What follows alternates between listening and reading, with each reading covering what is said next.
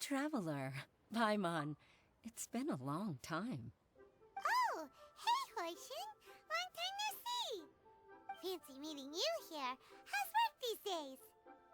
Thanks to the help of people like you and colleagues like Ganyu, better all the time. But I've been feeling distracted at work lately. I just feel constantly agitated.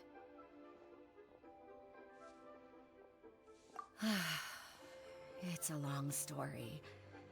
But my father, he's thinking of stepping down from the Tianshu position due to health issues. Huh? What's wrong with Uncle Tian? Nothing specifically. He's not unwell. He says he's just increasingly low on energy these days. He's always said, old age comes for us all in the end. Still, I just can't help but feel a little emotional watching it happen to him. Anyway, my father's currently on the second floor of Yangsheng Tea House. Why don't you come pay him a visit with me? He seems very fond of you too. I'm sure chatting with you will make him very happy. Sure, let's go.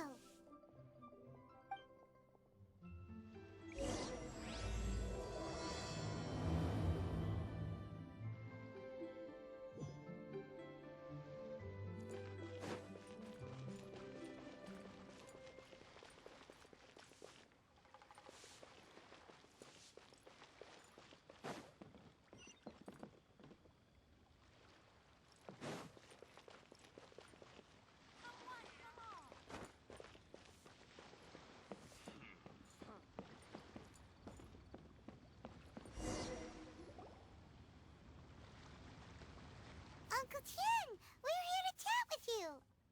Oh? What a lovely surprise. Welcome. Hoishin, why don't you go downstairs and get the shopkeeper to make us a fresh pot of tea?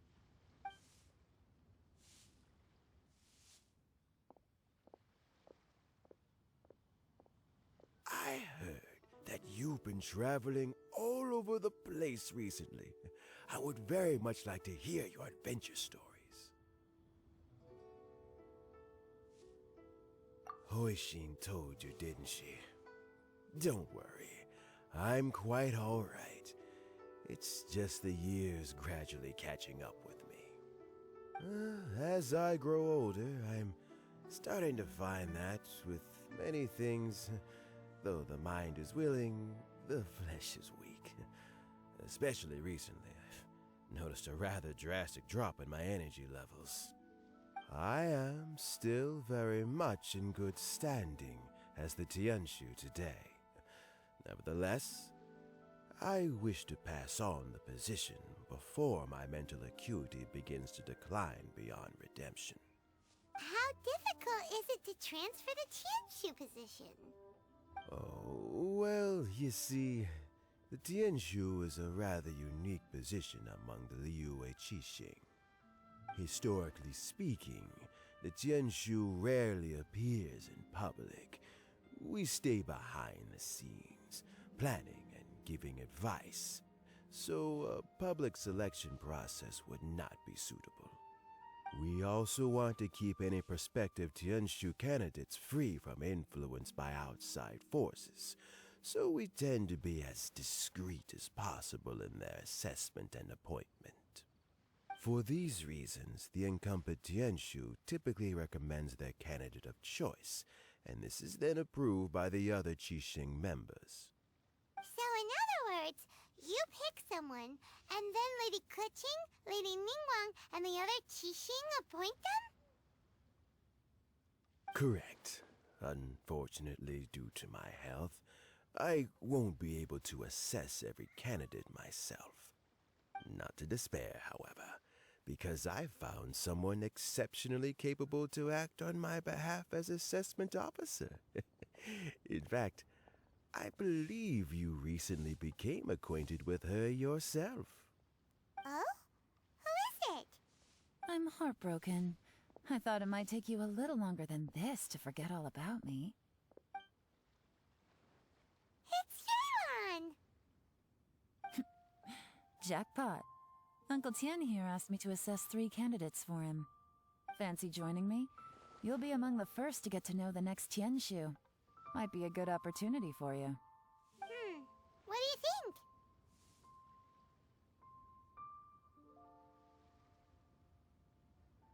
Paimon thinks so too. It can't be a bad thing to be on good terms with a new Qixing, right? Alright then.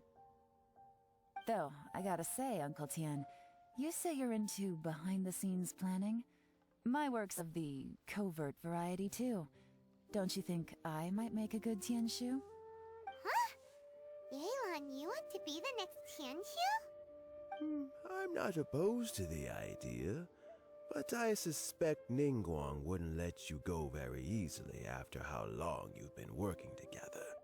So, how about this? If your investigation reveals that none of the other candidates are qualified for the position, I'll recommend you for the job. Deal.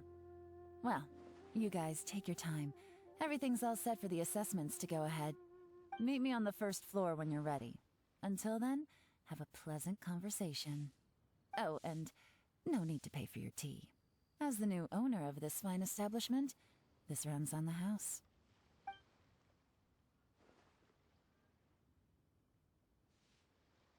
You're all set? Uncle Tian seems really worn down. It's like all his energy's gone. Yeah, it may sound harsh, but Uncle Tian is past his prime. He's not cut out for this anymore. So he's recommended 3 candidates.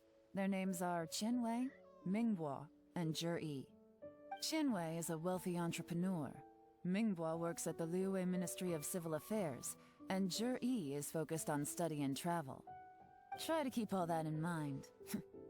Of course, it doesn't really matter if you forget, since we'll be assessing them at Yuehai Pavilion in a short while. Qianwei, Mingbo, Zhi.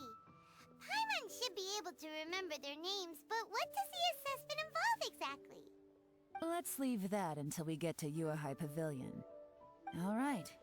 Heads in the game, people. The stakes don't get much higher than a change in the Qixing. We can't afford to miss anything, no matter how small. Got it. We'll keep our eyes wide open.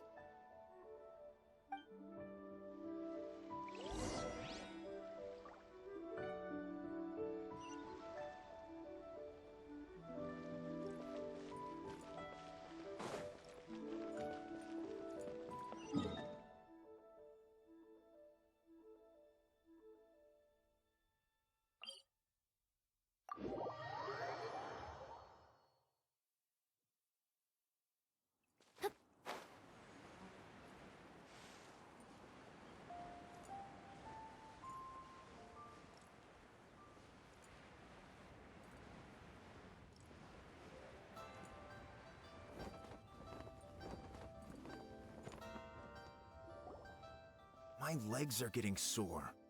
What is wrong with this assessment officer? This is a huge occasion and I don't even get a chair. I've dealt with all kinds of people in my time, but never have I been made to stand while I'm waiting for an appointment. Oh, I mean, I think it's fine. That's called being complacent. If you're happy to just accept the way things are, you'll never be able to change anything in the future. Oh, come on. That's just... Now you're just being unreasonable. All right, you two. Let's not get into a big argument over this. It's not worth it. Qianwei, that was a bit uncalled for. And Mingbo, cut him some slack. We've all been standing around for a while. It's natural to be getting irritable. Look, how about this? There's no rule saying we're obliged to stand up while we wait, so why don't we borrow some chairs from the guild nearby? Fine. They're not the best quality chairs, to be sure. But under the circumstances, it would be better than nothing. It looks like all 3 candidates have arrived. We'll meet them formally soon. Before that, let me run you through the assessment process. I've split it into 2 stages: current affairs and planning, and face-to-face interview. In the first stage, Candidates are required to submit a manifesto for Liyue's development. In the second stage, we will ask them some questions in person. Writing a manifesto takes time, so I informed them of this requirement in advance. These are the reports they submitted. Wow, one of them is really thick. It's also worth mentioning a stipulation I gave them. Whoever is appointed as the new Tianshu will be expected to implement their plan as put forward in their manifesto. Failing the occurrence of some cataclysmic event, they will not be permitted to change their plan. Therefore, these 3 piles of documents in front of us represent where each candidate stands on key policy issues. There's still some time. Have a skim through, get a first impression of what each person's proposing. I'll be waiting off to the side. Just let me know when you're done.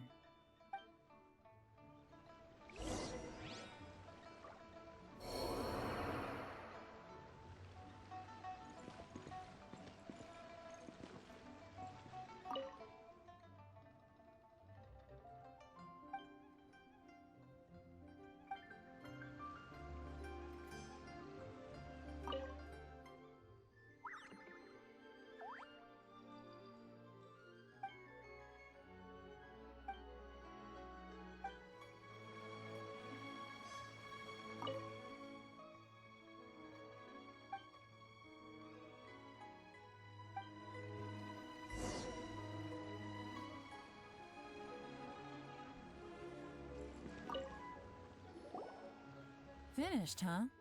What did you think? Everyone took it very seriously.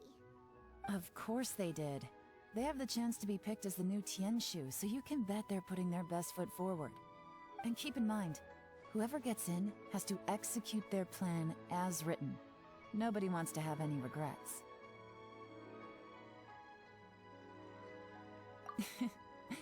That's for me to know and you to find out. We can talk more after the interviews. We'll see the candidates now. Let's do one at a time. Start with Chenwei. Yes, ma'am.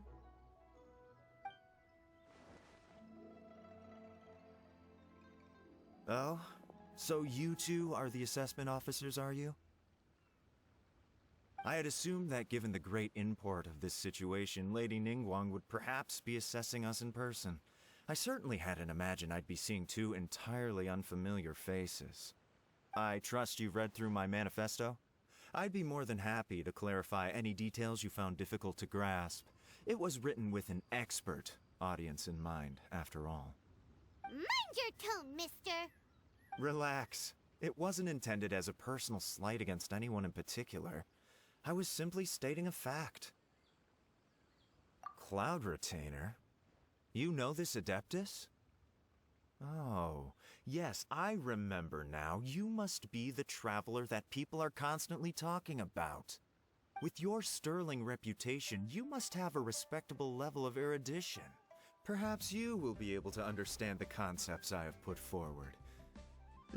Although I shouldn't get my hopes up. Oh, is it my turn? Yes. Please, introduce yourself. I'm, Mingbo. I work in the Ministry of Civil Affairs. I've worked there for, 9 years, 5 months, and 3 days. In that time, I've handled, 2,347 cases. I have 12 active cases at the moment. They should be concluded in, 16 days? My current work is related to urban planning, and I'm also responsible for, auditing the accounts. To be more precise, there are 3 parts to the accounts, namely... Is it just Paimon, or is he not very good at public speaking? You know what? Let's leave the self-introduction there and move on to some questions. Oh, okay. Sorry.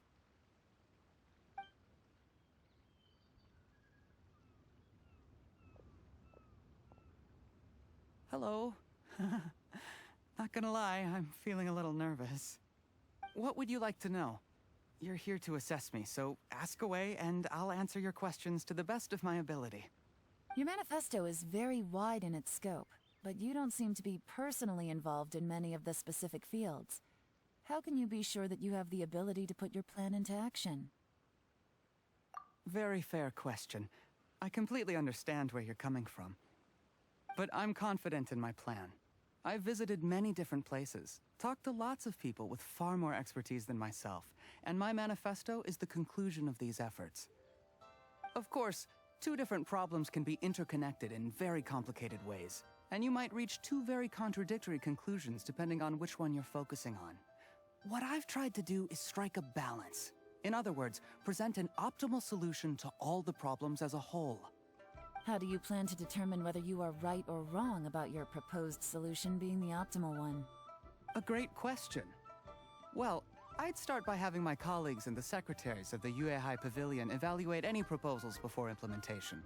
Post-implementation, it would all come down to the results. If it turned out that my judgment was to blame for poor results, I would take responsibility. Nice answer. All right, next question. He seems like a great guy.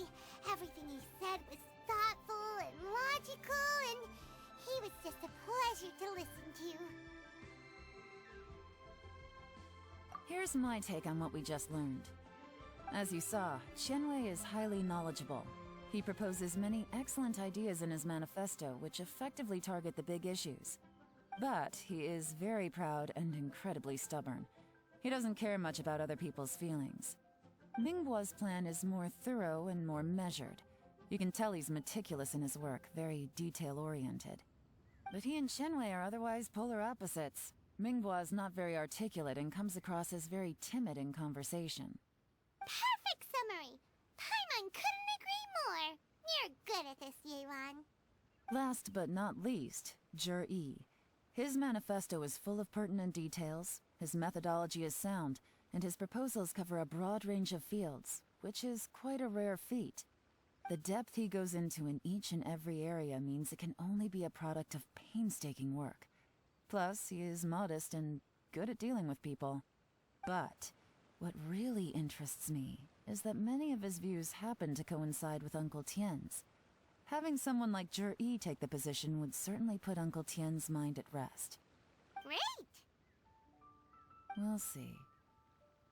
Let's go back and report to Uncle Tien.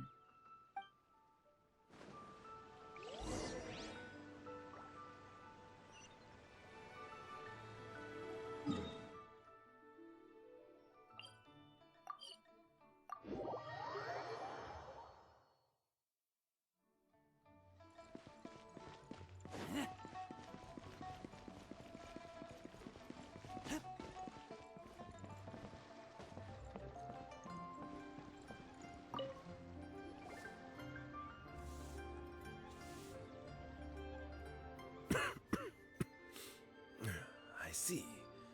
Then it's more or less as I anticipated. All right, then let me ask this. The ideas in Yi's manifesto are very similar to your own. Is there any particular reason behind this? Oh, I didn't want to say anything when I gave you the list of candidates, for fear of affecting your judgment. But I can tell you now. Those 3 candidates have all studied under me in the past. It's only natural that they share some similarities with me. But Qianwei went on to focus on his business, and Mingbo has always been occupied with his work at the Ministry of Civil Affairs. Of all of them, Yi was with me for the longest duration. Whoa! So how did you get to know them all, Uncle Tien?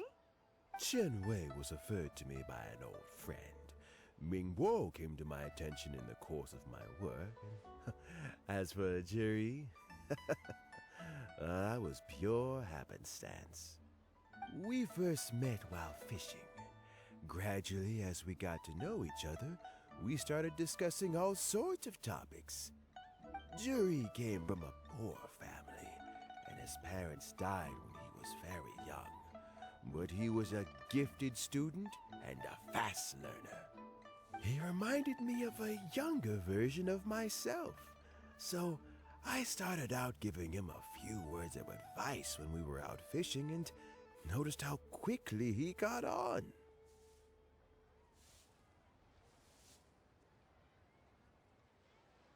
quite. And now, all of a sudden, he's grown into a mature young man. It's a joy to see, but it also gets one thinking. The young are growing up, and I am growing old. How time flies. No one can escape the cycle of life. I don't know, Uncle Tian. You still seem in pretty good shape to me. You might have another few years of work left in you, don't you think? Oh, you. There's really no need to console me. Having less energy than I used to isn't such a bad thing. It just means I finally have a good reason to retire and spend my days doing what old men like me should be doing. Going fishing whenever I feel like it. Sounds like you sure love fishing, Uncle Tien. Ooh, there's nothing quite like fishing to pass the time. Ooh, and freshly caught fish, they make the most beautiful fish soup with barely any preparation required. Fresh fish soup. Sounds tasty. Doesn't it? Also, some time ago, Jury purchased a very special recipe from an old fisherman. When we've been fishing recently, Jury always brings some extra ingredients he prepared in advance. The addition of these makes the soup taste even more wonderful. That flavor makes for a fond memory. But at my age, who knows how many more chances I have left to taste it again. Oh, can Paimon come next time too? Paimon really wants to try it. Let's get back to the matter at hand. Uncle Tian, we've reported back. Do you have a verdict?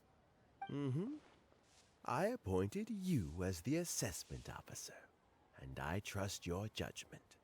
Had you not asked me why Jury's ideas were so similar to mine, I was not going to mention my history with any of them. This decision must be guided by what is fair and right. Please disregard all other considerations and make your final decision only after a thorough review of each candidate's talents and capabilities.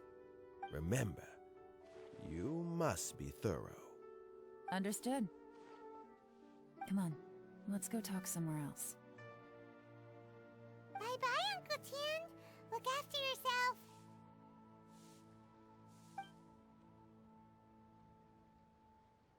So, it's gonna be Jiri, right? His manifesto was written well, and he's the best speaker. Easy. Let's not rush. There's no time limit for this assessment. Huh? So, are you gonna give them more tests or something? No, nothing like that. The assessment itself is complete. But let me give you a word of advice. Things are not always as they appear. The biggest no-no in intelligence work is to only get information from the person of interest themselves. The truth is almost always hidden beneath many layers of deception. You have to get information through many different channels.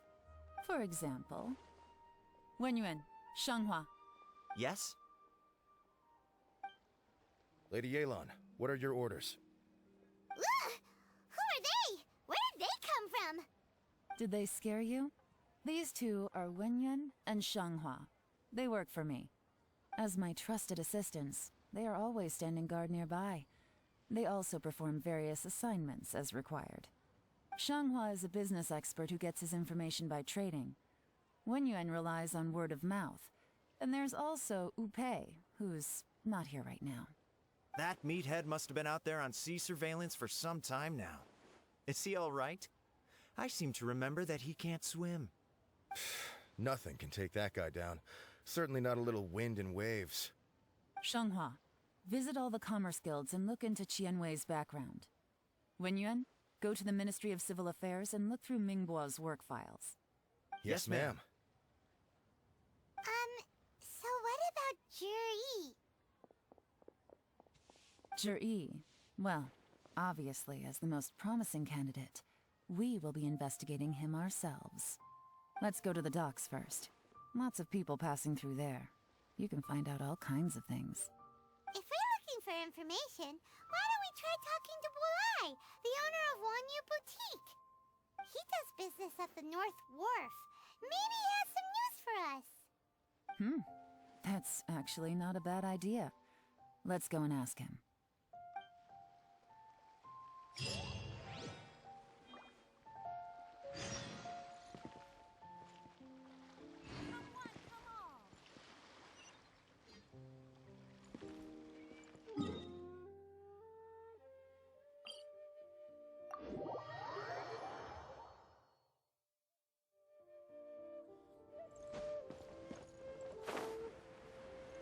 Huh? What's Bulai doing here today? Look, your asking price for this batch is just too high. I can't buy in at this price. How am I supposed to turn a profit? Come on, hear me out. I'm telling you, this is the single best batch of Sunsetias ever. You won't find anyone who disputes that. I accidentally dropped one into a well, and even the water turned sweet. Even so... All right. I'll let you in on a little secret. The boss of Second Life also wants to buy from me, but I haven't responded yet. If you won't take him, I'll just have to partner with them instead, and neither of us wants that. Okay, well, when you put it that way, I'll accept your asking price. I'll take all your stock. Don't sell a single one to Second Life.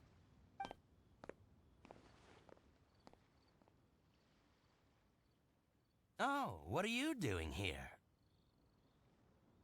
And to be clear, these Sunsetias are mine. I got to them first. Don't get any ideas. Actually, we want to ask you about a guy called Juri. Have you heard of him before? Juri? Yes, he's quite well known. I've heard a story about him. They say he was born into poverty. His parents died when he was young, and he was treated cruelly by the local community. One of his neighbors was terribly rude to him all the time, but Juri never retaliated. And when his neighbor went bankrupt, he even helped support the family. He returned cruelty with kindness, injustice with peace offerings. A gentleman of talent and character, and... how did I not notice him sooner? In fact, maybe I'm not too late. If I could hire him to be the brand ambassador for Wanyu Boutique. Oh, he sounds like a decent man. We can finally breathe a sigh of relief. Why are you asking about him anyway? You aren't looking for a brand ambassador too, are you? Well then, in that case, the higher bidder takes the... That's Juri right over there. Why don't we go and talk to him? Where? It's him, all right. Looks like he's chatting with Lin Long. Come on, let's follow them and listen in. Try not to let him see you. We want this information to be as truthful as possible. I'll just go and fetch an employment contract. And hey, don't try and cut me out of this. Hey! I understand. Let's walk and talk.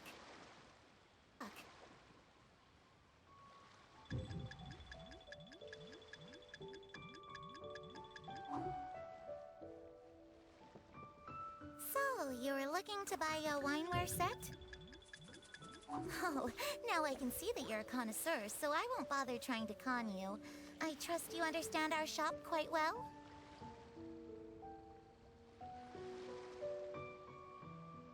The truth is, he fancies himself as a man of culture, but doesn't care for needless extravagance. So I thought I might buy him a set of high-quality fakes. How very thoughtful of you. Leave it to me, then. Come and collect it at Shigu Antiques whenever is convenient.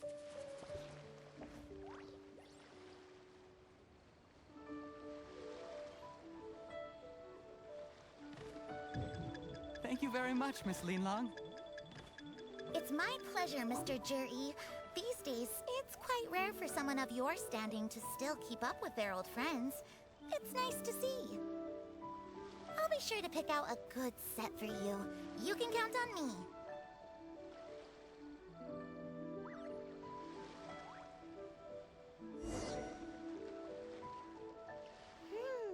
Juri seems to get along really well with everyone. Are you satisfied now, Ye Lan? Seems like everyone thinks Juri's a great guy. We shouldn't jump to conclusions just yet.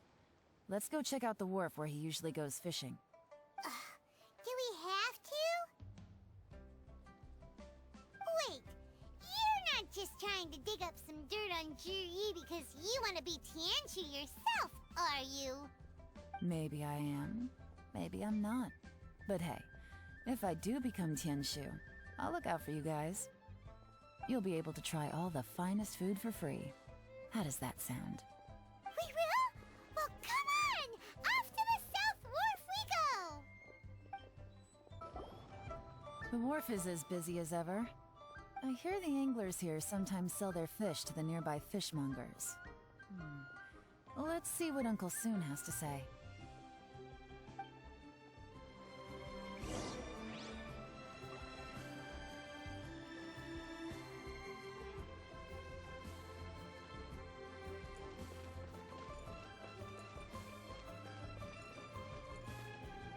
Welcome. What would you like to buy today? Sorry to interrupt. We're actually members of the, Liyue Anglers Association, and we just wanted to ask a few questions about someone. We've heard about this young man called Juri, who's supposed to be a fantastic fisherman. Just wondering if you happen to have heard of him? Whoa! Yeon made up a whole fake identity without batting an eyelid! Ah, yes, Juri. He's been making quite a name for himself recently. I've got some friends who travel all over the place, and they tell me everywhere they go they meet someone who's heard of him. Apparently, he had a rather tough time growing up. Had to work several jobs alongside his studies to make ends meet. How does that saying go? What doesn't kill you makes you stronger. Well, if there's anything to that logic, he's sure to be phenomenally successful one day. Yeah, we think so too! But I'm afraid your Anglers Association might be in for a disappointment. Oh? Why's that? He's good at a lot of things, but fishing isn't one of them. He fishes at the wharf and sells what he catches to me on occasion. His catches are always mediocre. Not terrible, but equally nothing to write home about. If you're looking to recruit some new members, though, I do know a few top anglers I could put you in touch with. That sounds fantastic. I've got a couple of other things to attend to right now, though, so why don't I come back some other time and we can chat over a drink? Sure thing. See you. Everywhere they go, they meet someone who's heard of him. Come on, let's keep asking around.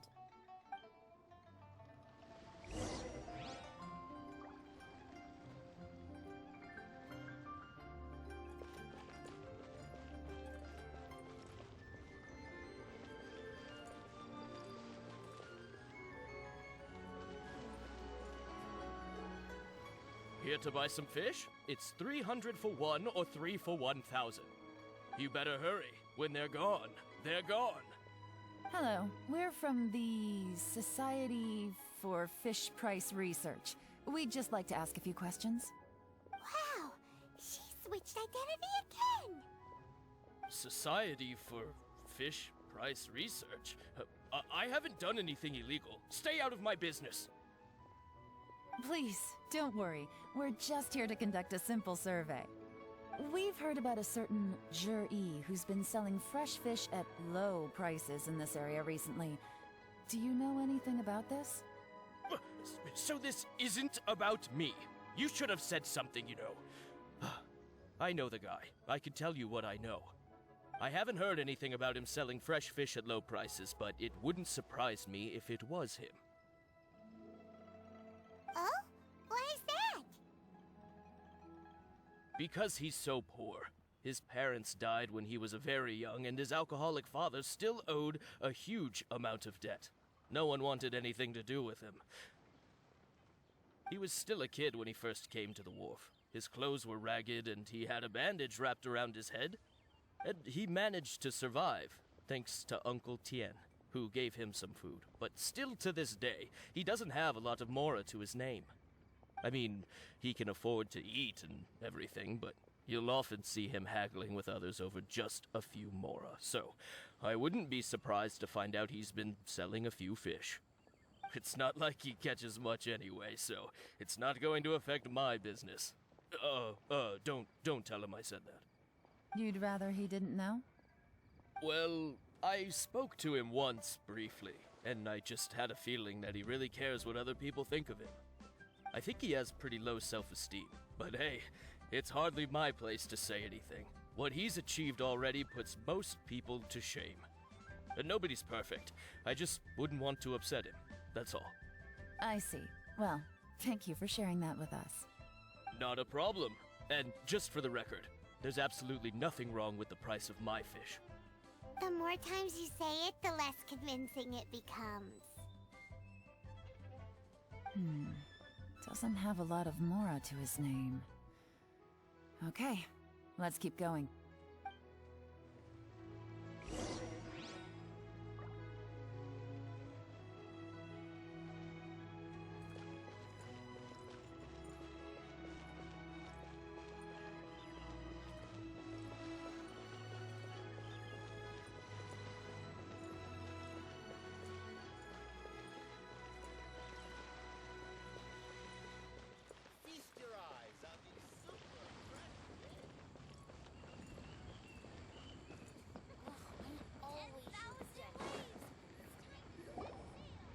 Hey, it's you guys! Wait, what's the phrase? Oh yeah, honored to meet you. What brings you to me? The truth is, we are but newcomers to this territory. We heard tell of a great martial artist, Master Dugu, who knows everything there is to know. Hence, we sought you out to ask for your guidance. Really? People said I know everything there is to know? But of course. We also heard that Master Dugu is a kind and virtuous swordsman who never turns away anyone who comes with questions. Great! So what do you wish to know? Nothing happens on this street that I don't know about. Now she's lying to a kid. So, Master Dugu, have you heard of one by the name of Jur-E? Sure have. You mean that guy that all the grown-ups are talking about these days? I've heard many tales of Juri. For example, I can't remember. Probably because it's nothing that important. I prefer stories about sword-fighting heroes. Oh, I can completely understand that. Then let me ask you this. Do you remember roughly when the grown-ups started talking about Jur-E? Oh yeah, I know that. It was about 2 or 3 months ago. Before that, people always used to talk about Juri in a kind of nasty tone of voice. But 2 or 3 months ago, suddenly everyone started to like him. Sometimes he gives me candies, so I'm glad that people are starting to like him now. Just as I thought. Huh? What do you mean? I mean, just as I thought, Master Dugu is indeed as kind and virtuous as the legends claim. I'm not that great. Oh yeah, one other thing. These days, there's a lot of people I've never seen before talking about Juri stories in the street. They seem like nice people. Oh, definitely.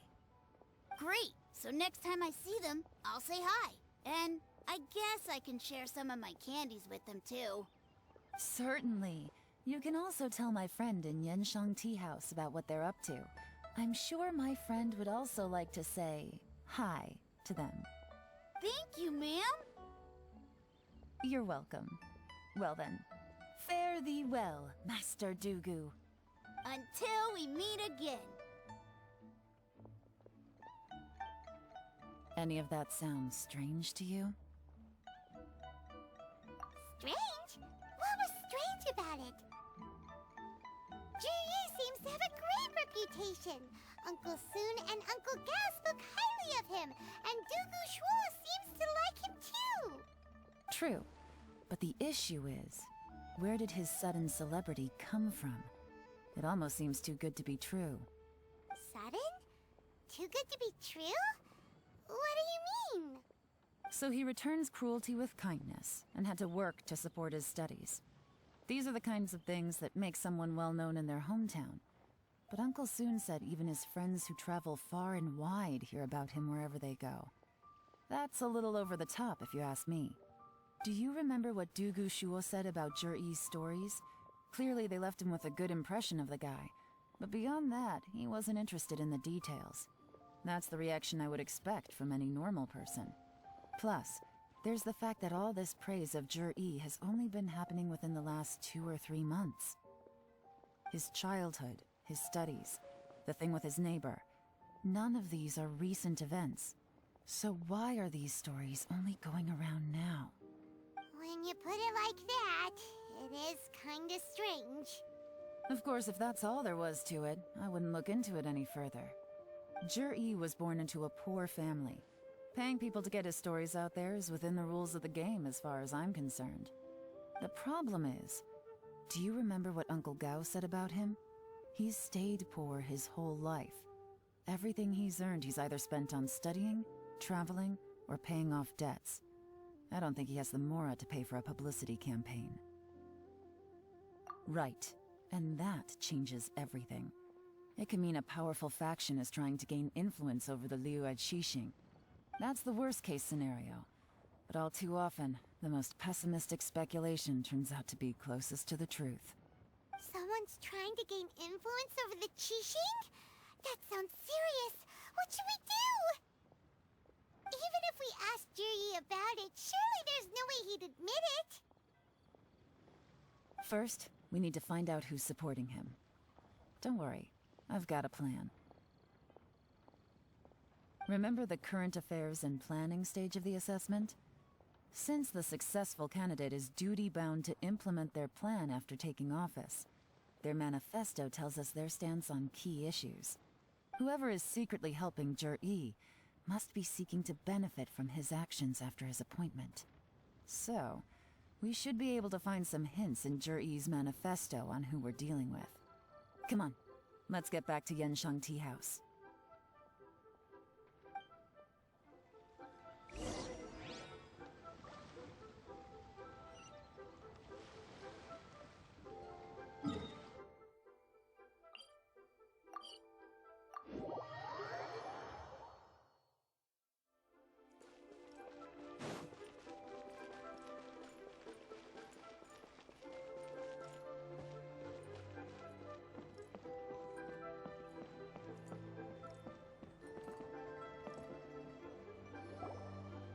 Zhiyi's manifesto covers a huge range of topics.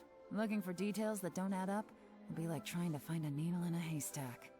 I'll divide the reports into 2 piles. You take one, I'll take the other.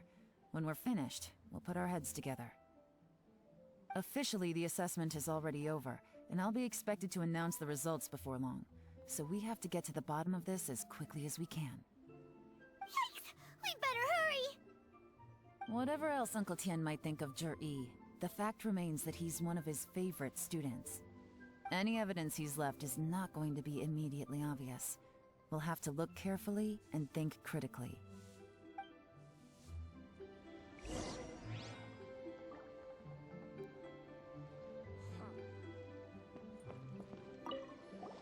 Made any discoveries? Not so far.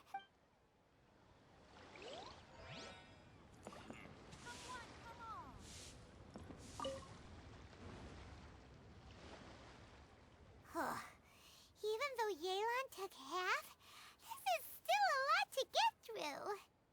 Well, we gotta start somewhere.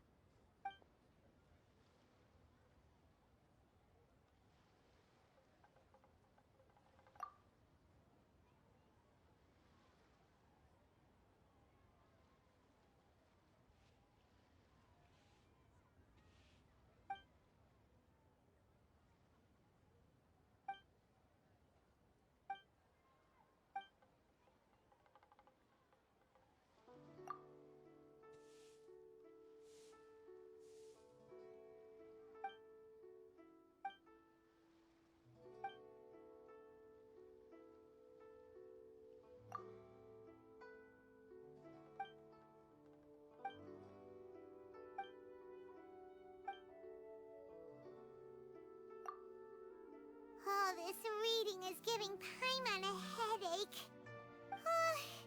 Let's take a break.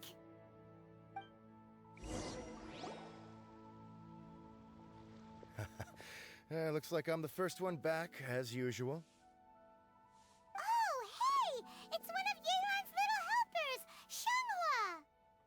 If you're back, that means you finished investigating Tianwei, right? You betcha. I visited all the commerce guilds and gathered a wealth of information. Every time they asked me to leave, but I always had another trick up my sleeve. Don't drag this out. Just tell us your findings. Yes, Lady Ye Lan. To summarize my findings, most people who've had interactions with Tianwei will start out complaining about how proud and arrogant he is, but then go on to give a generally positive appraisal of him. The young master of the Feiyun Commerce Guild said that Tianwei appears arrogant, but he's very scrupulous in the way he works. Once he signs a contract with somebody, he treats them fairly regardless of their background. Who'd have thought? Is it possible that his reputation is fake? Is there any way you can check the accounts of the businesses under his name? In theory, that should be very difficult. But here's the thing. I asked around and found out that almost all of Tianwei's accounts are open to the public. Where he buys from and sells to should be confidential business information, but he doesn't seem interested in protecting it at all. Tianwei often sees business opportunities that others don't, but once he's made enough mora off of it, it's like he gets sick of it and releases all of his trade secrets. It's like he wants people to know that they still can't beat him, even if he shares all of his secrets. The fact that someone like that can still make mora is pretty infuriating when you think about it. What a strange guy. It's like he's not doing business to make mora, but instead... to validate his theories. No wonder his manifesto contains so many insights. It's all the result of his first-hand experimentation. I'm back! Huh? How come you're here? Why do you think? Obviously, because I possess superior skills, and am always one step ahead of the competition. Well, when you're the competition, at least. You... whatever. I'm not getting into an argument with you. If I hadn't had something else to take care of on the way, I would have been back long before you. Lady Ye Lan, I have finished investigating Minghua. Well, we're all ears. The Ministry of Civil Affairs says that Minghua struggles to get his words out when he gets nervous, especially when he's chatting with strangers. But after a few days of getting to know him, you can pretty much have a normal conversation with him. On the whole, the feedback from the Ministry of Civil Affairs was very positive. He always considers the things that everyone else overlooks. In your opinion, was the Ministry of Civil Affairs' appraisal of Minghua at all exaggerated? I don't believe so. Minghua is someone who has slowly but surely earned the reputation he has today.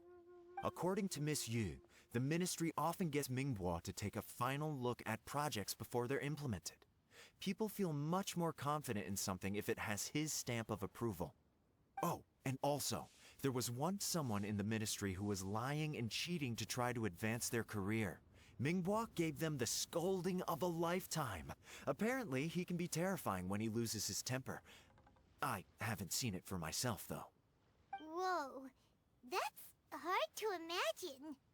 Like I said before, things are not always as they appear. Ah, so that's what you meant by that. Paimon's starting to get it now.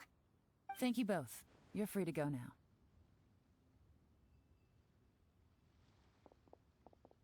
So, have you finished reading the manifesto? We still have a bit left.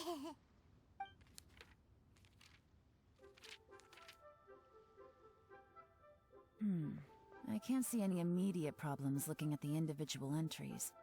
The only one that strikes me as a little unusual is the Chengshu Pool redevelopment plan. Chengshu Pool has always been home to many secrets. Plus, Ajdaha once wrought havoc there, so there are even more secrets buried deep underground. At some point, a rumor began to go around that there is great treasure buried beneath Chengshu Pool. A long time ago, with the approval of the Qixing, A mining team conducted an exploratory excavation there. So, did they find any treasure? None. The ruin was completely impenetrable.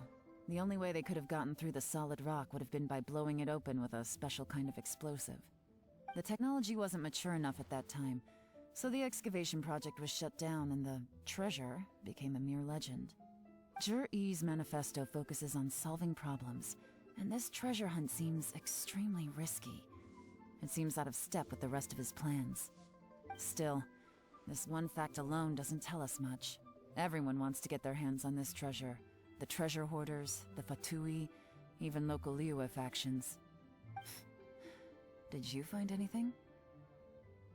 Excavation, project, treasure?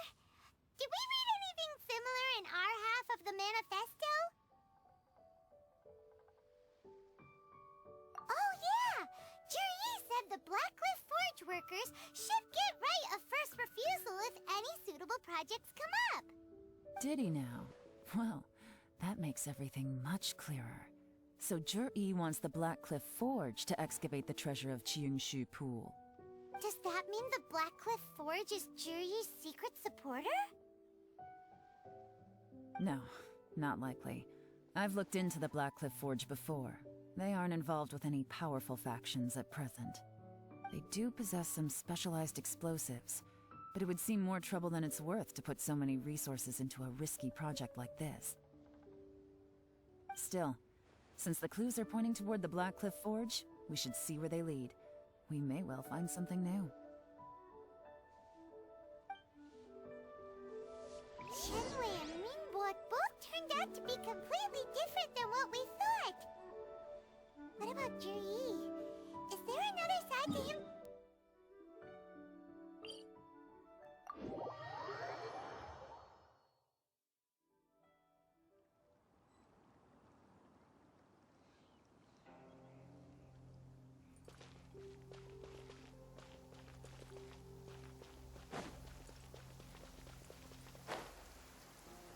Humidity levels are increasing. Think we can run some tests?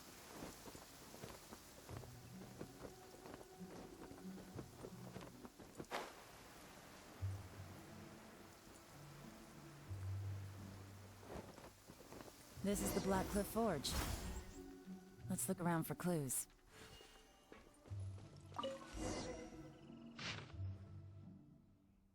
What's this? A diary? From the back, it looks like a ledger, but it seems they also use it as a site log. We don't know who wrote it, but it's interesting, don't you think? These newcomers, who could have sent them? You think they're suspicious? Yes. Look, it says right there, one of them's already been promoted to team leader. At this rate, by the time the Qingshu Pool redevelopment plan is ready to roll, they'll be the technical backbone of the team. That'll give them the chance to take a lot of liberties. They can copy any secret texts or steal any treasure they find underground. Imagine if we didn't suspect anything.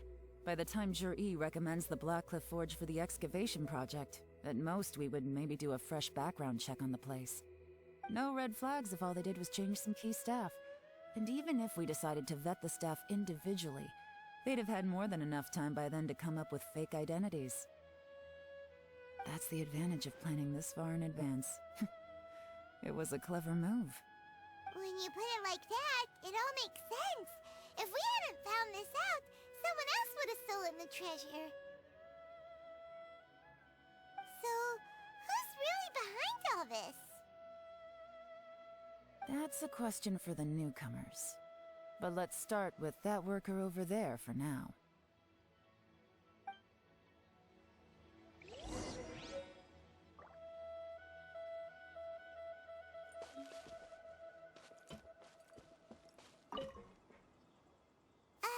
Excuse us. We want to ask you about the newcomers. You want them to teach you or something? I gotta say, these newcomers are in tip-top shape. Fast learners, too. They're picking up all the skills unbelievably fast. My only complaint is that they're always going out drinking at night. But they never let us join them.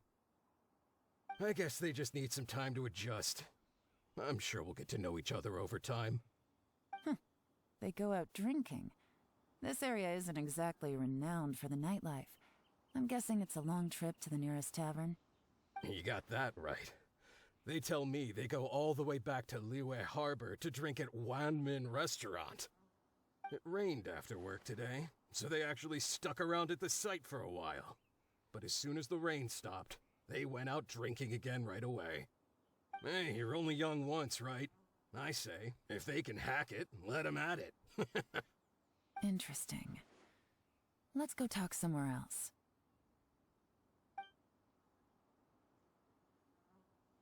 Looks like our hunch was on the Mora. These newcomers are very suspicious. Drinking in Liyue Harbor, huh?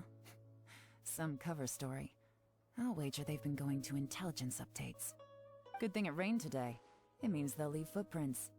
I doubt they'd give themselves away that easily, but let's follow them and try our luck.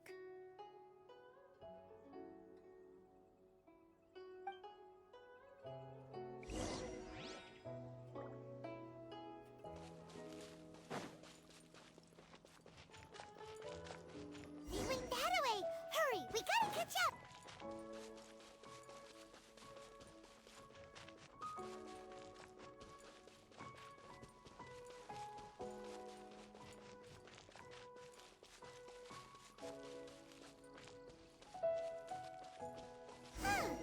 These footprints are heading towards Liyue Harbor.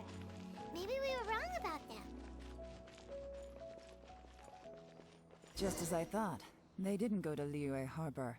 They went that way.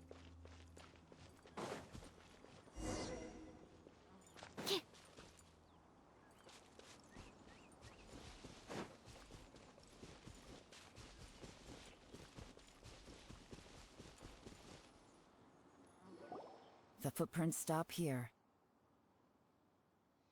But, judging from the direction, I'm guessing their destination was that abandoned house.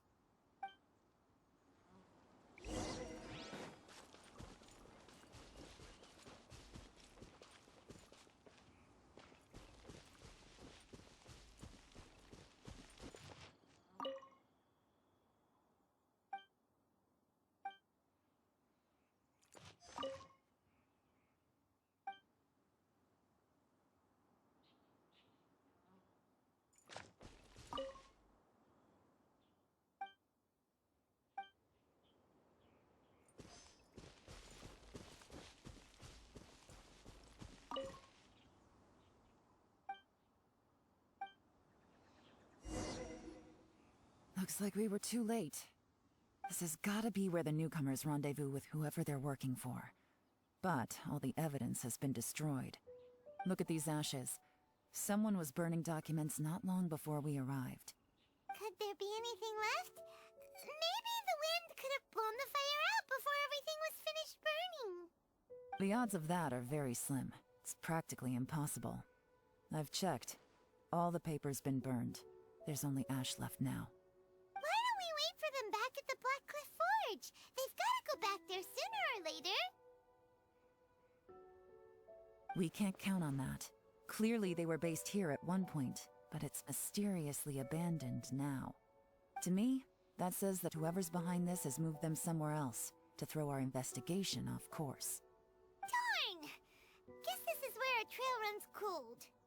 Make no mistake, the purpose of our trip wasn't to find any solid evidence. We just need to figure out who's behind Jur-E. I smelled something peculiar the moment I came in. Those newcomers probably thought they'd be safe as long as they burned the letters. But what they failed to consider is that paper and ink from different regions produce different odors when they're burned. Really? Paimon can't smell anything. Do you smell anything? There is a certain place with a freezing cold climate where there's nothing but ice as far as the eye can see. Some wealthy people there put floral fragrance in their ink as a way of injecting a little romance into their writing. When that fragrant ink is burned, this is the exact odor that it leaves behind.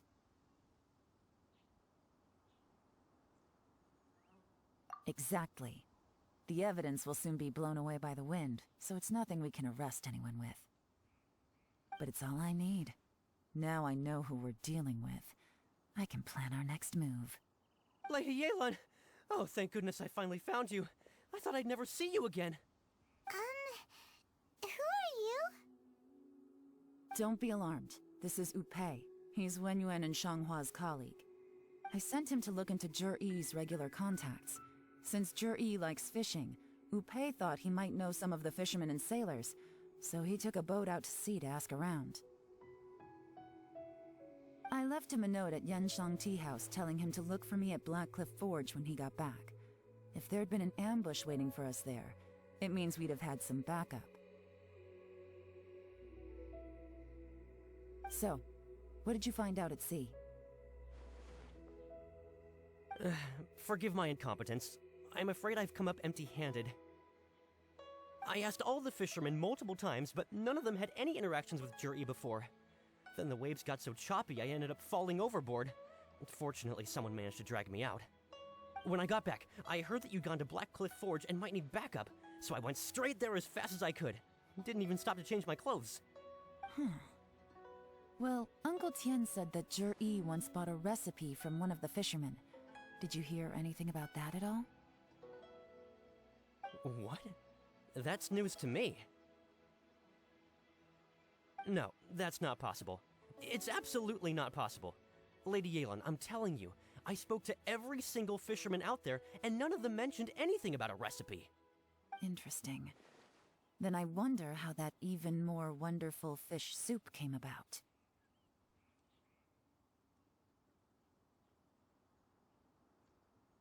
Fish soup?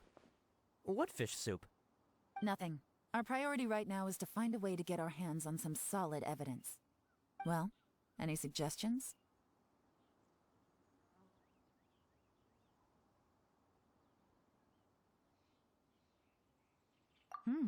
Not a bad idea.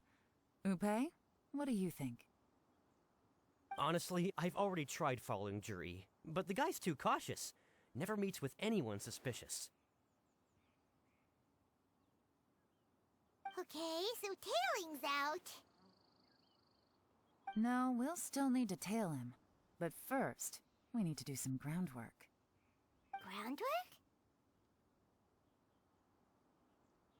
When you've worked in intelligence for a long time, you'll understand that no one can stay on high alert forever. Especially when he thinks he's about to win. Tomorrow morning, I'll announce his victory at Yuehai Pavilion. Take a guess what you think he'll do next. Be sure to arrive on time. You won't want to miss the show.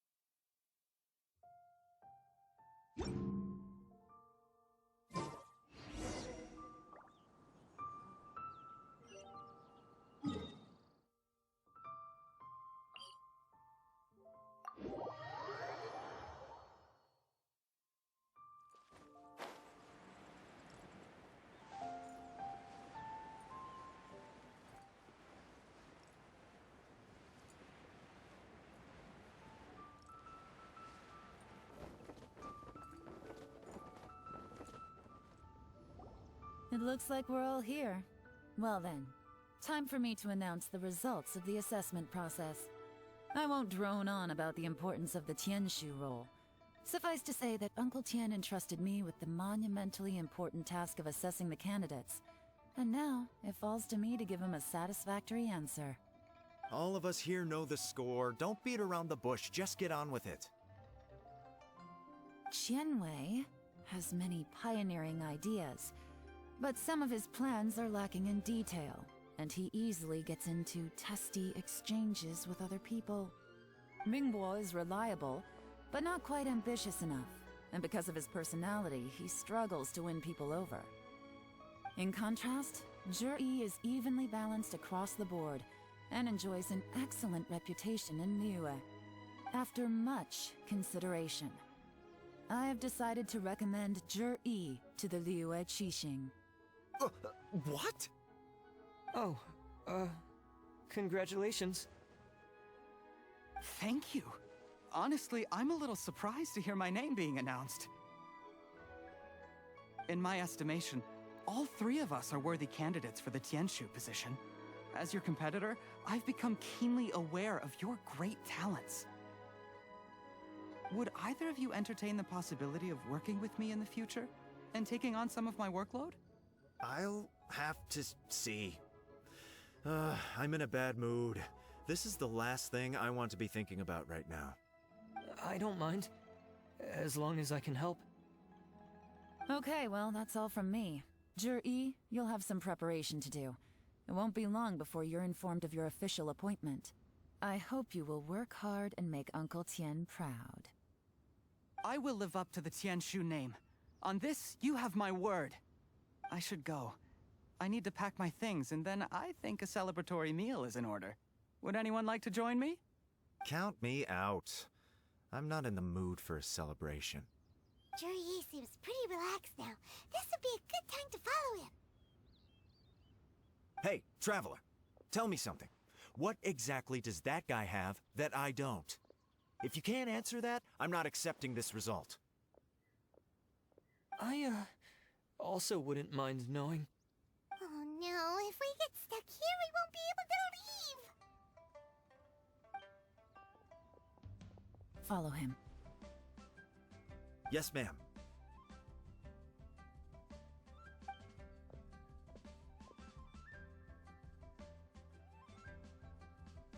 We finally got rid of them. Lady Ye Lan, Zhi has gone towards Feiyun Slope. Follow him, quickly. I'm sorry, Lady Ye Lan. We lost him. He's too good at this. We weren't able to keep following him without being seen. How the heck did he manage to shake Ye Lan's subordinates? I guess Zhi didn't let his guard down. Still as vigilant as ever. No, Upei says he's much more relaxed than usual. Maybe it's just how he's wired. Perceptive enough to sense when he's being watched. But how? Don't blame yourselves. Let's not forget he was trained by Uncle Tien himself. Evading detection is not an unusual skill for him to have. If I'd asked you to tail Uncle Tien, you'd have ended up at a dead end too. It's fine. So, where did you lose him? Xinyue Kiosk. He only went in briefly. Upei and I were watching outside the whole time. A few moments later, a man dressed in a completely different outfit came out. Upei had a feeling that it was him, but we couldn't get close enough to check without blowing our cover. I figured that if we spooked him, it would undo what we've accomplished today so far. Another option would have been to arrest him there and then, but without any evidence, that would have been meaningless. So I stopped Upei, and I stayed here to wait for you while that meathead went to ask around in Xinyue Kiosk. Good work. The fish didn't take the bait, but that's okay. As long as he's still swimming around, we'll find a way to catch him eventually. The key is figuring out what he's trying to achieve. Let's go to Xinyue Kiosk.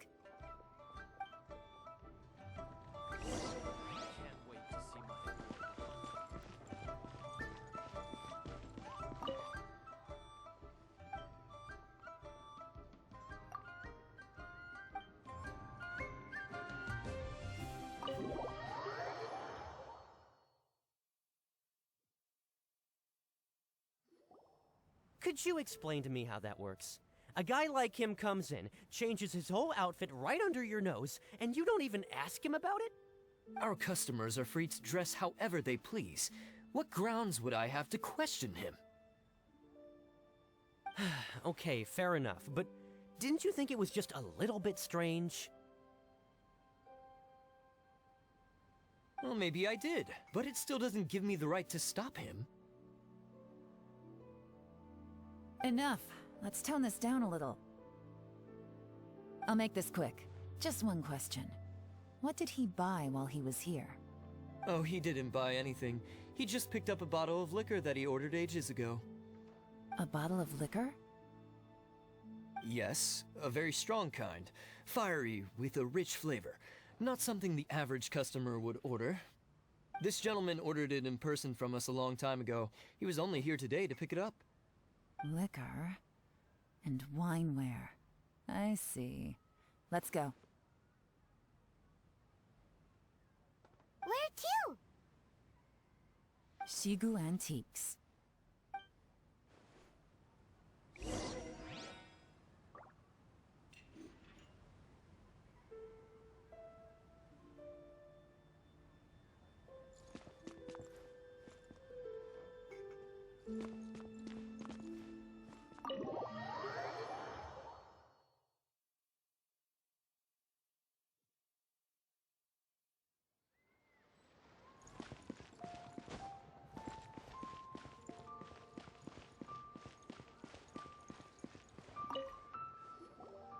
Hey, Miss Lin Long. Sorry to bother you. Zhi ordered a wanware set from you not long ago, right? We're friends of his. He's been telling us how impressed he is with the quality, considering how affordable it was. So we just had to come and take a look for ourselves. Sure. Which model are you looking for?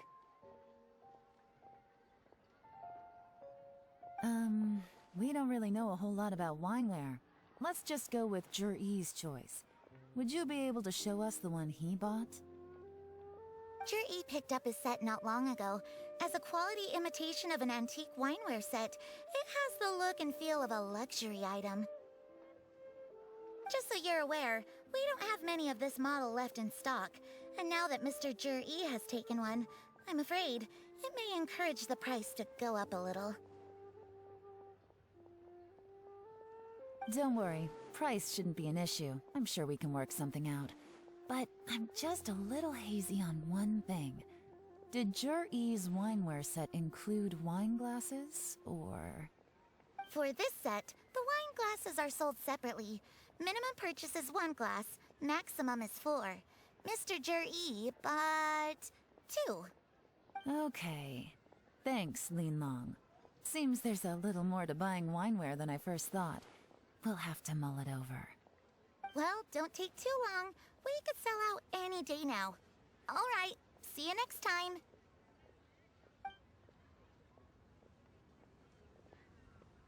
This is turning into a real headache. I'd just like to point out that we have the self-professed Grand Master of Fieldwork here to thank for being wholly incapable of tailing an ordinary civilian without being seen. It's not like you did any better. My specialty is information trading, okay? I don't have the physical agility. What's your excuse? Fair point. Ye Lan, so has the plan failed? Oh, if we can't figure out where Zhi went, there's not much we can do. But why was he buying liquor at Xinyue Kiosk anyway? To celebrate? If so, it's no ordinary celebration. What do you mean? First of all, Zhi isn't much of a drinker. On some level, he hates alcohol because of what it did to his father. If he was just looking to celebrate by himself, he wouldn't spend his meager savings on an expensive bottle of alcohol, let alone buy a pair of special wine glasses. No, this is a victory feast, held in honor of Zhi's private sponsor. Whoever this person is clearly enjoys hard liquor and has a very high status, hence the need for expensive-looking wineware. Now, where might we find Fatui who match that description, I wonder? Fatui officials. Should be either the Snezhnayan Embassy or the Northland Bank.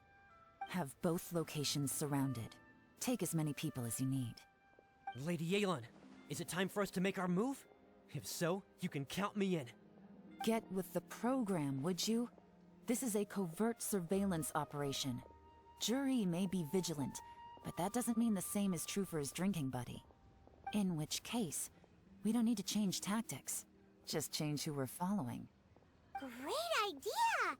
So we just need to find out who Zhi bought that liquor for and follow them instead! But Lady Ye Lan, If we get caught, this could become a major diplomatic incident. I'm well aware, but don't you see?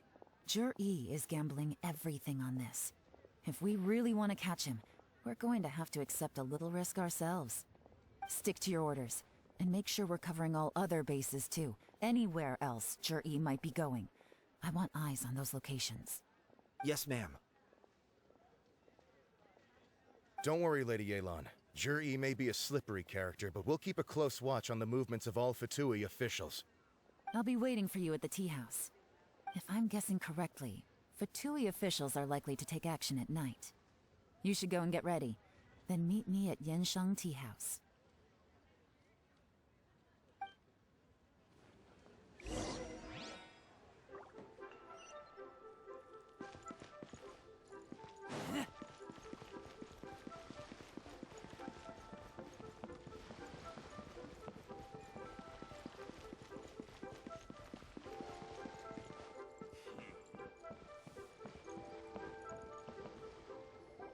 Perfect timing. Wenyuan just sent word that the Fatui ambassador, Yusupov, just left the embassy alone. He's heading in the direction of Qingshu Pool. Qingshu Pool? That's the place Jerry mentioned in his manifesto. It looks like that's where they've arranged to meet. Sensible choice, I'll give them that. Qingshu Pool is always crawling with monsters. Most people wouldn't dream of going there. It's one place they won't need to worry about being seen. Oh no, we gotta go get them! Let's go. If my hunch is correct, we just might hit the jackpot this time.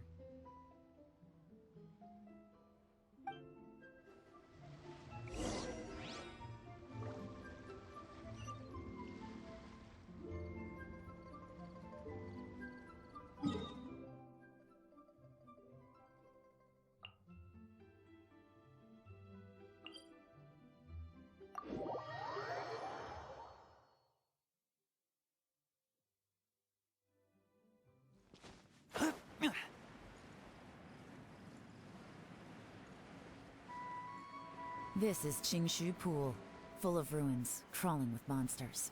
Anyone with any sense steers well clear of this place. I've looked into the place before. There's a worker's entrance somewhere around here. Follow me.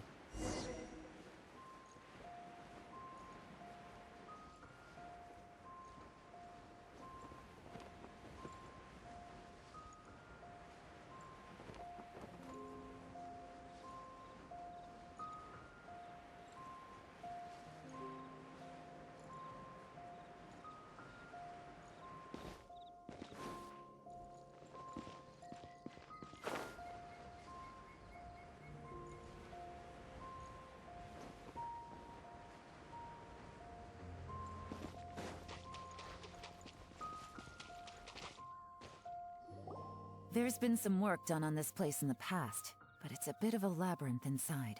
I can't guarantee we'll be safe once we're underground. The workers left an emergency access route. If we can find it, this will be a much easier journey. Still, be ready to fight at any moment. Any resistance needs to be taken out quickly and quietly. We don't want to attract too much attention. Don't worry, we're all professionals here. By the way, Ye Lan, where are your 3 little helpers at? They have other things to take care of first. We couldn't afford to wait for them, but they'll join us later.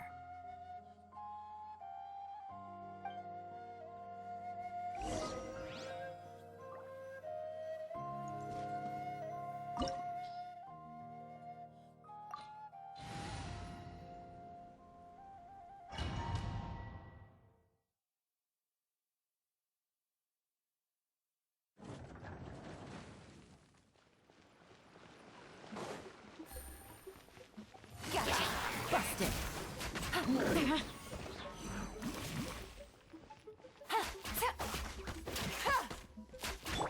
Leave it all to me. As a dutiful maid would.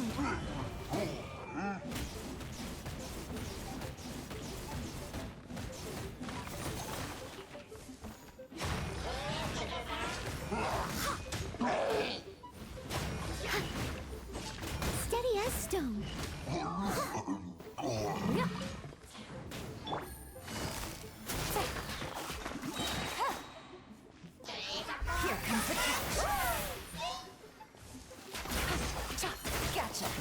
expected. But this shouldn't be too much trouble.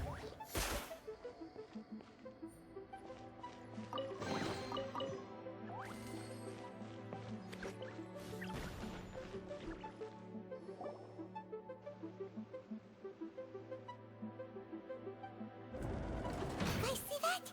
That's gotta be the Fatui ambassador here to meet Ji. Looks like he went through that door. That must be the emergency access route, right? Come on, let's hurry!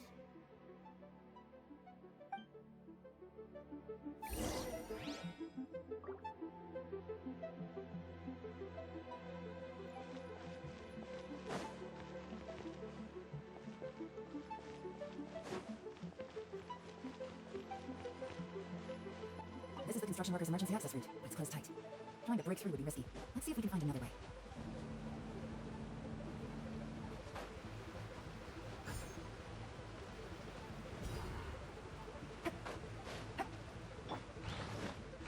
There must be no stone unturned.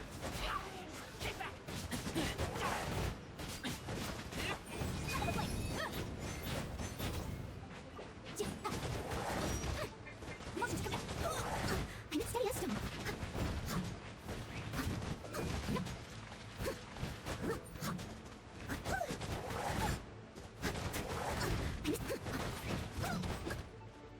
I must leave no stone unturned. It's up to this.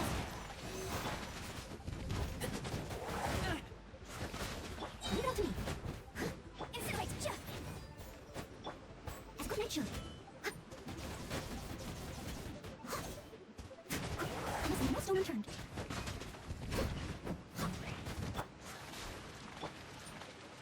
All right, now.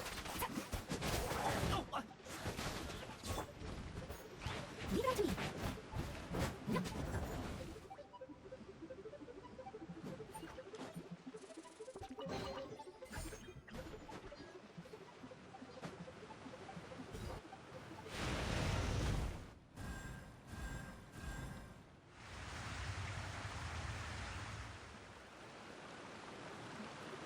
The water's gone down.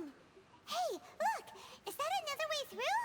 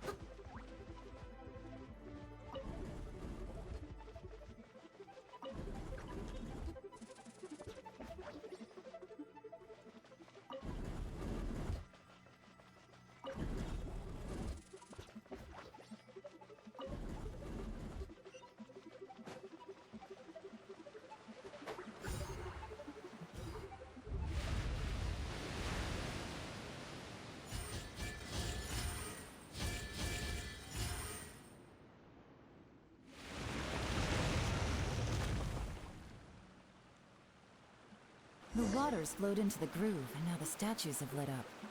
Okay, now we should be able to move the statues.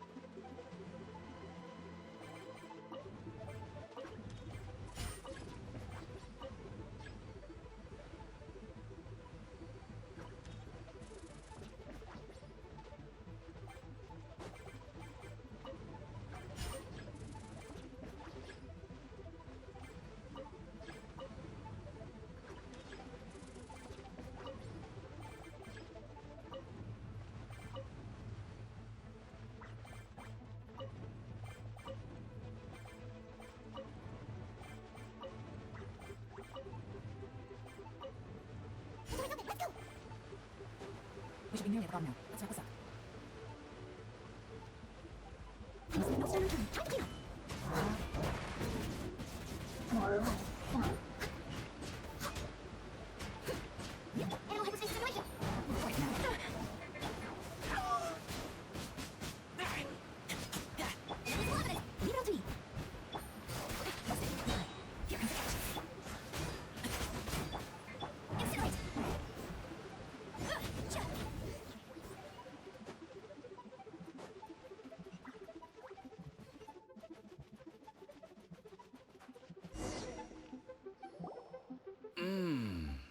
I can tell from the aroma that this is very fine liquor indeed. I'm impressed.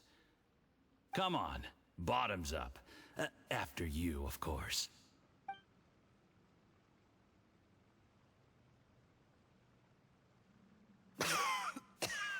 Oh, sorry, that went down the wrong way. I've never drunk anything this strong before. It'll take me some getting used to. You'll get there.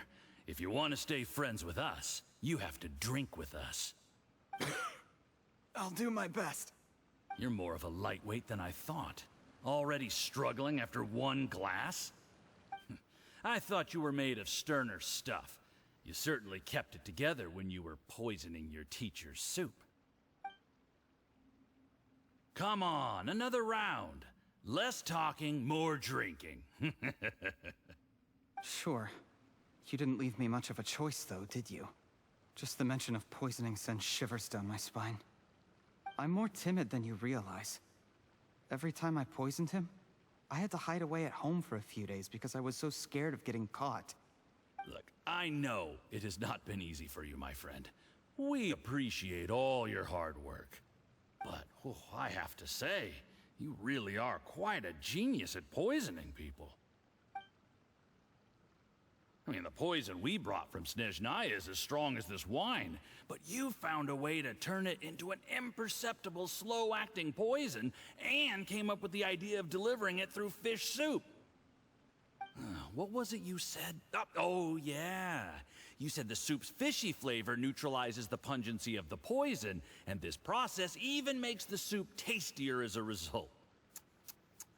How did you think of that? It struck me one day when I was fishing. I'm lucky it did. Otherwise, I'm not sure I would have been able to fool Uncle Tien. You have performed excellently.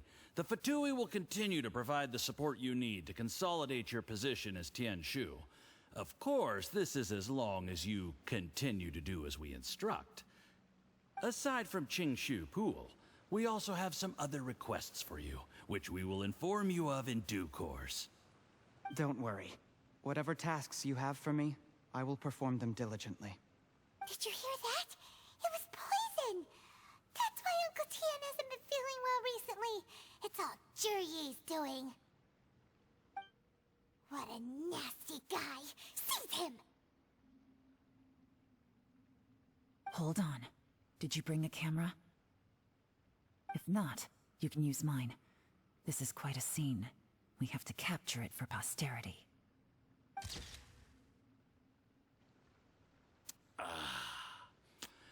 Excellent liquor. We've, seen no progress on the diplomatic front, and everyone has been eyeing up the treasure of Qingshu Pool. It's been a real headache for me. But soon, everything will be taken care of, and I can report back on a successful mission. Thank you, Juri. I remember when I first saw you. I knew right away that you would make a good partner for us. Hey, do you still remember what I said to you? How could I forget? You said a lowly commoner like me could never be seen as a serious candidate for the Tianshu, no matter how hard I work. The only way is for you to shine bright in the Tianshu's darkest moment. I think you were absolutely right. Yes. Under normal circumstances, the gap between you and other people could only ever grow wider over time. Just look at your two competitors. Qianwei had wealth. Mingbo had reputation. But you had nothing. You were just another nobody. And that's why I decided to help you. You know, there's an old saying in the Fatui. Give a starving dog a bone, and it'll guard your home for the rest of its life. Yes. I cannot thank you enough for your generous support. You know, the best thing about you is that you do as you're told without complaining. Hey, keep up the good work, and I can assure you, you'll never have to worry about Mora again. Heck, when you're not in the company of the Fatui, you'll be able to throw your weight around as much as you want. How about that? Uncle Gao said that Jur-E has low self-esteem. Seems he was right. He was worried that whatever advantage he might have now will diminish over time, so the Fatui persuaded him that he should act while he can. Do you have any more film in the camera?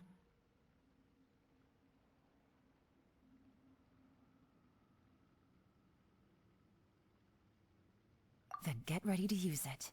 Tonight's grand finale should be coming up any minute now. How well this goes for us depends on how Jur-E plays his hand. Ooh, is there any more alcohol? Go on. Fill me up. I'm in a good mood today, and I'm gonna drink my fill. Make sure to get me home safely afterward. There's only a little left. Here, I'll fill your glass. If you like it, I can bring you some more next time. Whoa, this is the good stuff. It is great. Huh? What the?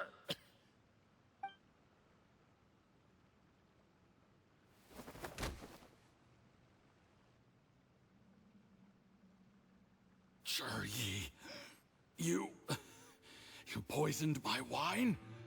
But when? You seem surprised, Mr. Yusupov. How could you? How could I not? I've sacrificed years of my life studying and reflecting to prepare myself for this position. And in the end, I even had to poison my own teacher. You really think I'd put myself through all that just to become your little puppet? I don't want to bow down to anyone ever again. And that includes you. You imbecile. It's the Fatui who got you to where you are. Do you understand? If I disappear with no explanation, the embassy will come after you. They'll get to the bottom of this. Mark my words. Do you see the haystack in the corner? Underneath it is a pile of explosives. And next door in the dark room are the 3 undercover agents you sent to infiltrate the Black Cliff Forge. I'm gonna stay here till I see you slip into unconsciousness. Then I'm gonna set this on fire. Once the flames burn through the hay, they'll ignite the explosives, the ruins will collapse, and everything will be buried. What do you hope to? I took the liberty of leaving some evidence of your contact with the undercover agents at the Black Cliff Forge. It won't take long for people to join the dots. 2 missing person cases will become one as the truth gradually reveals itself. The Fatui planted undercover agents in the Black Cliff Forge to steal their signature ruin-grade explosives. Their plan was to blow through the solid floor tiles in the dead of night and seize the treasure of Qingshu Pool. But things didn't quite go to plan. Mistakes were made that led to the accidental deaths of the entire crew. Faced with the overwhelming evidence, the embassy won't investigate this any further. In fact, they'll be only too happy to blame it all on a rogue operation by you. It explains why you acted alone, while exonerating the rest of the embassy of any liability. Of course, none of that will have anything to do with me. When all of this comes to my attention, I'm afraid I'll have no choice but to cancel the Qingshu Pool redevelopment plan immediately. I guess then, I'll be Tianshu in my own right, with a clean record and well out of the Fatui's reach. Juri, do you really think you're gonna get away with this? The Fatui has a record of everything. That includes the poison, all interactions between us, even my trip here tonight. After I die, they'll come looking, and they'll get to the bottom of this. A record? Oh, you must mean the one in the hands of your second-in-command, Theophan? How do you know about that? Because when you contacted me, I also made contact with your associates. I have Theophan to thank for providing me with the poison I used on you today. He'll help me tie up all the loose ends. After all, your untimely demise comes with a few perks for him. He has been eyeing your position for a long time now. That traitor! Juri, you... Shh. Relax. It's over. After tonight, everyone gets what they want. And anyone else in the know is either my accomplice or about to be taken out of the picture. Sweet dreams, Mr. Yusupov.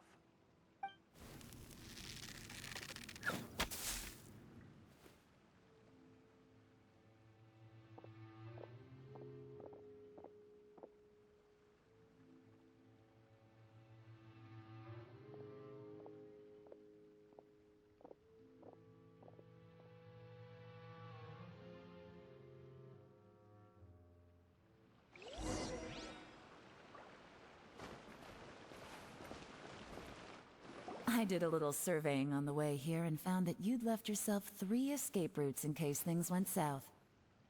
I have them all surrounded. If you're thinking of trying anything, save yourself the effort. The game's up. We were here the whole time and have pictures of everything. They came out pretty nicely. Want to see them? The game's up? Forgive me, I'm not quite sure what you're referring to, Miss Ye Lan. I happened to discover a Fatui operation here, so I approached them on the pretext of joining forces and eventually brought them down from within. If it pleases you, Miss Ye Lan, I'd be only too happy to have you join me in investigating this matter. This is how you want to play it, huh? Fine. You do you. All we need to do to convict you is establish that the poison in his system is the same as in Uncle Tien's. Nothing else you wanted to add? Let's leave it there then. Time to go. One wrong move and it all comes crashing down. I should have been more careful. You followed him here, didn't you? I was so focused on keeping myself out of sight, I forgot he was a potential liability. Let's talk about this, Ye Lan. I gave you my word that I would live up to the Tianshu name, and that much I can still guarantee. Your point being? When I take office, I can guarantee that I will act in your best interests. In fact, all of you here tonight can expect very generous treatment in the future. I don't deny that I used underhanded methods to get here. But given my lowly origins, what other choice did I have? You still don't get it, do you? Even now. What do you think? Exactly. Jur-E, clever people can always come up with a good excuse. But while you might be able to get other people to believe you, you'll never be able to deceive yourself. There's nothing wrong with wanting to win other people's respect, but when has Uncle Tian ever looked down on you? He was like a teacher and a father to you, but you chose to repay that by poisoning him. Whatever positive goal you may have started out with, you threw it away in that moment. That's enough. Of course. What makes this even crueler is that you managed to convince yourself there was no other way. Uncle Tian was always going to give you this opportunity, even if you'd done nothing at all. Out of everyone in the world, he is the one who trusts you the most. So much that he drank your fish soup without doubting you, not for 1 second. That's enough. That's enough.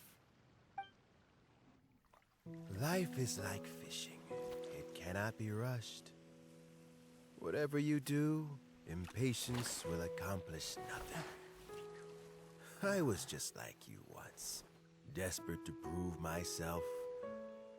Only later did I realize things do not always turn out the way you plan, but you have to keep calm to carry on. You're still young. Be patient, believe in yourself, and don't look outside yourself to prove your value.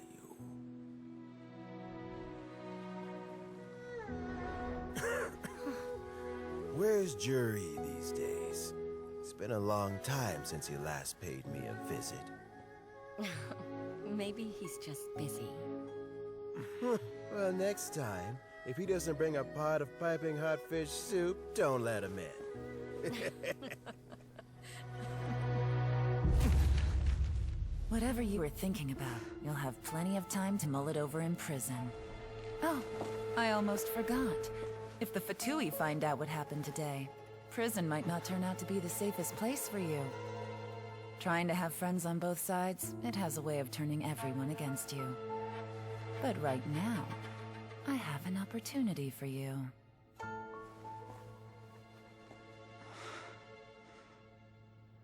Huh?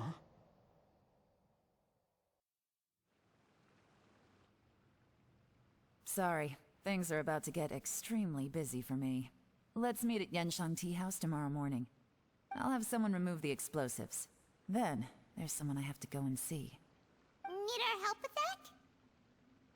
No, it could be dangerous. You should leave this one to the professionals. Don't worry. As long as they're willing to cooperate, this'll be a straightforward deal. Get some rest. See you tomorrow.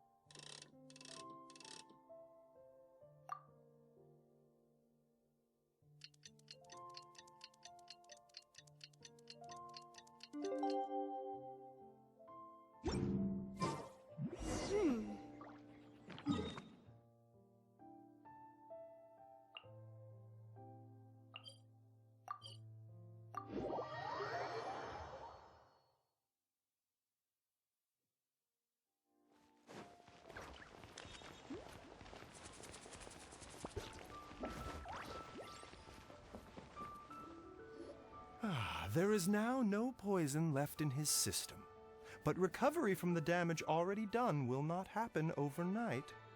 Dr. Baizhu, is my father going to be... You needn't worry too much.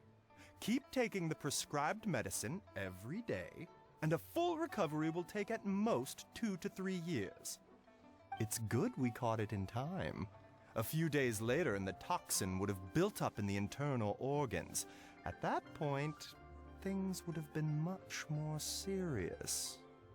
How did they successfully secure such a seldom-seen poison? It seems the Fatui are extremely resourceful. Unfortunately for them, they were up against us. Uncle Tien will be heading off now. Remember to get plenty of rest and avoid overexerting yourself while you're recovering. Don't worry, I will. Thank you very much.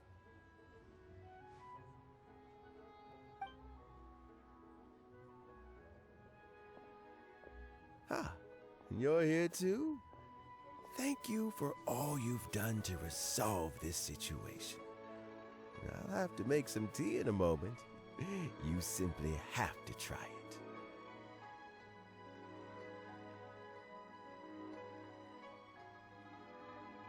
Yes, the exhaustion seems to have gone. My mind is steadily getting clearer again. Luckily, it looks like choosing the Tianshu's successor is suddenly not such a pressing issue after all. Hey, Ye Lань! My work is mostly wrapped up, so I thought I'd take a minute to check in here. The assessment process comes to an end here, Uncle Tien. In my opinion, Zhi is not suitable for the position. But Qianwei and Mingguo both have potential. You have my gratitude. People can change their loyalties easily. I've always known this. But whenever it happens, it's still a dismal experience. Is it just Paimon, or is Uncle Tien not that surprised? Don't underestimate Uncle Tien. He wouldn't have appointed me as assessment officer if he hadn't had his doubts about Zhi. Normally, the Yuehai Pavilion would be responsible for assessing the candidates. Isn't that right, Uncle Tien? Yes, to be quite honest, I wanted to trust him unreservedly.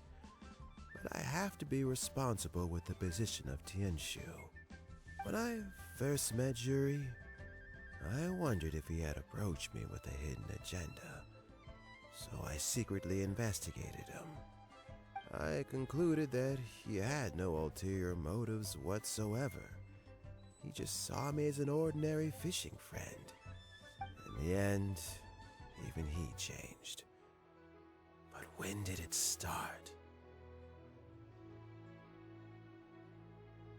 I never had any plans to recommend him directly, but I always intended to give him the chance to compete on a level playing field. Family background and fame mean everything to many people, but I don't attach great importance to them. I had no reputation to speak of when I first became Tianshu. I relied on Ganyu's assistance for all manner of things. What I really admired about Zhi was his intelligence and resilience. I have to admit, he's a smart guy, and very cautious. The intel suggests that the Fatui saw him as very low risk, but Zhi was still extremely careful with the poisoning. He chose that specific liquor from Xinyue Kiosk because the fiery flavor would mask the bitterness of the poison, and he chose to wait until the Fatui official was drunk and had his guard down before delivering it to him. He also installed a secret compartment in the wine pot he bought to hold the poison. As the amount of liquor went down, he'd shake the pot to release the poison from the compartment into the liquor. Afterwards, we also found he had an antidote on him. Had the Fatui official grown suspicious, Zhi would have drunk the poisoned wine himself, and then found an opportunity to take the antidote shortly afterwards. But that's still really dangerous. Yes. Had he drunk the poisonous wine, he still would have faced serious health consequences despite taking the antidote. He didn't hesitate to put himself in harm's way to achieve his goal. How is Zhi now? Well, I mean, he's sitting in a jail cell. Like Yanfei says, everyone who breaks the law has to pay the price. Still, he's cooperating. He didn't turn down my offer to strike a deal. I'll make sure there are plenty of guards around to keep him safe from anything the Fatui might be planning. A deal? Does this have to do with what you said to him when you arrested him? Yes, Zhi's not the one I'm interested in. If he was as far as this went, I'd have handed the case off to my subordinates as soon as I realized. But once the Fatui became involved, things got a whole lot more interesting. I thought I might have the chance to catch a big fish. Well, did you? Almost. Unfortunately, it slipped off the hook at the last second. Uncle Tien, Ye Lань, what are you talking about? Paimon doesn't understand. Zhi colluded with the Fatui to try and secure the position of Tianshu. Or, to put it the other way around, the Fatui made an attempt to interfere in the Tianshu selection process. With Yusupov in our hands and a statement from Zhi, we could afford to continue with a diplomatic offensive. Also, we'd be able to gain control of Theophan, Yusupov's second-in-command. Then we'd have a pawn in the ranks of the Fatui. Pawns like this can be major assets. They open up all sorts of new options.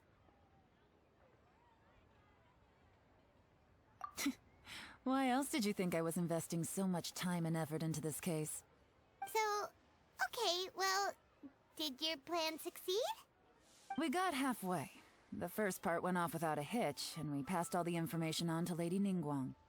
But when we tried to make contact with Theophan, he was gone, along with all the evidence. The Fatui must be spying on us. Otherwise, they'd never been able to respond so quickly. I found out from other sources that the Harbinger Regrator got involved. The Fatui's main forces aren't concentrated here.